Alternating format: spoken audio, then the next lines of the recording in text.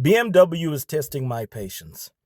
As we all know, BMW started with its Neue Klasse design language, which marks a massive shift towards minimalism, digitalization, and sustainability.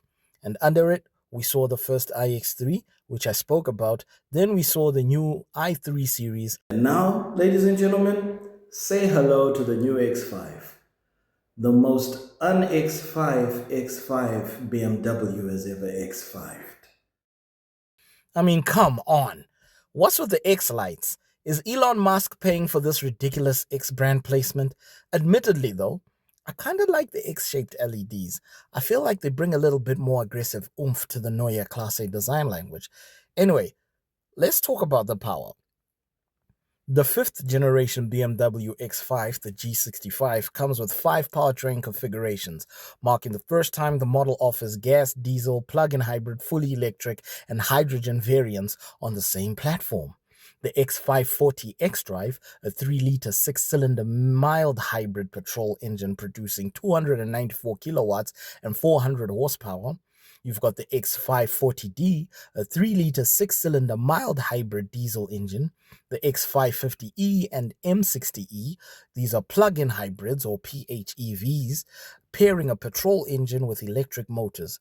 The 50E puts out a combined 360 kilowatts and 490 horsepower, while the M60E pushes 425 kilowatts and 578 brake horsepower.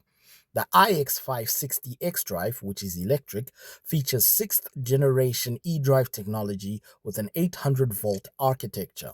It uses a massive 144 kilowatt hour battery and dual motors for a combined 425 kilowatt or 578 brake horsepower and up to 845 kilometers, that's 525 miles, of range.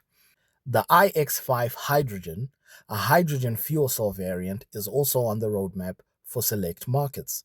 So, performance-wise, I'm expecting it to throw down. But let's get back to the looks.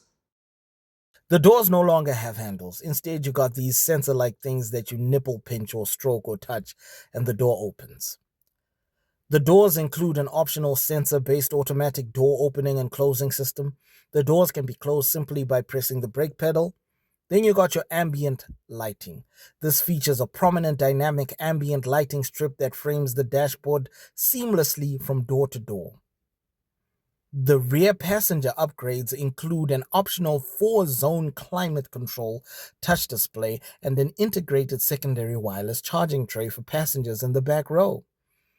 The interior is following on the ongoing minimalism trend with the asymmetric center screen. They redesigned the cockpit and screens, by the way. Central infotainment screen features a massive 17.9-inch central touchscreen angled towards the driver, running an upgraded AI-enhanced iDrive system. No more iDrive controller, by the way. The iconic rotary iDrive dial on the center console has been entirely removed.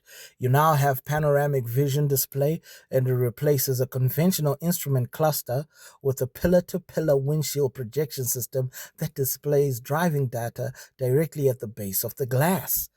The optional passenger display, buyers can option a separate 14.6-inch front passenger screen.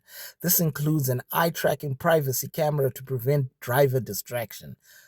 I see the annoying passenger screen trend is still going. You still have your minimalist controls. The traditional physical air vents adjustment toggles are gone. Climate functions are entirely integrated into the touchscreen interface. Now, when it comes to the rest of the exterior of the car, yeah, it looks a bit more aggressive when you look at it from the front. I mean, those Twitter logo lights, they're really giving it a little bit more extra aggression. And the whole tiny little twin, you complained about the grills, right? You said they were too big on the G80 and the G82. You need to apologize to BMW for that because now look at what they're doing. Okay. And as for the profile of the car, it's flat. You got no door handles. You barely got any shoulder lines. And the back is very similar to the iX3, but they added a bit more detail to the tail lights. Honestly speaking, exterior, wise, I'm not really sold. And I'm not really sold on the interior as well. But being a BMW fan, I'm pretty sure the performance, I hope the performance is going to be at least the one thing that we still clasp at. Because clearly, design wise, that's gone out the window. I mean, just look at the new GLE and the new Audi Q7. And then you look at the X5. BMW fanboys, these are tough times for us, man. But anyway, these are just opinions at the end of the day, and these car manufacturers know exactly why they're doing what they're doing.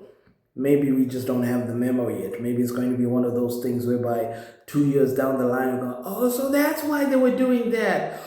Good on you, BMW. But right now, we don't really feel that way. We really feel very, very frustrated. And we hope that this whole EVs need to look a certain way trend needs to go away. I mean, we just came from Ferrari dropping that whatever nonsense that they wanted to drop, and the people who designed it forgot they were designing a car because they designed cell phones. Yes, the Luce is the one I'm talking about. But anyway, what do you think about the new BMW X5? And which car would you like for me to talk about next? I'm Brian Willis, no relation to Bruce.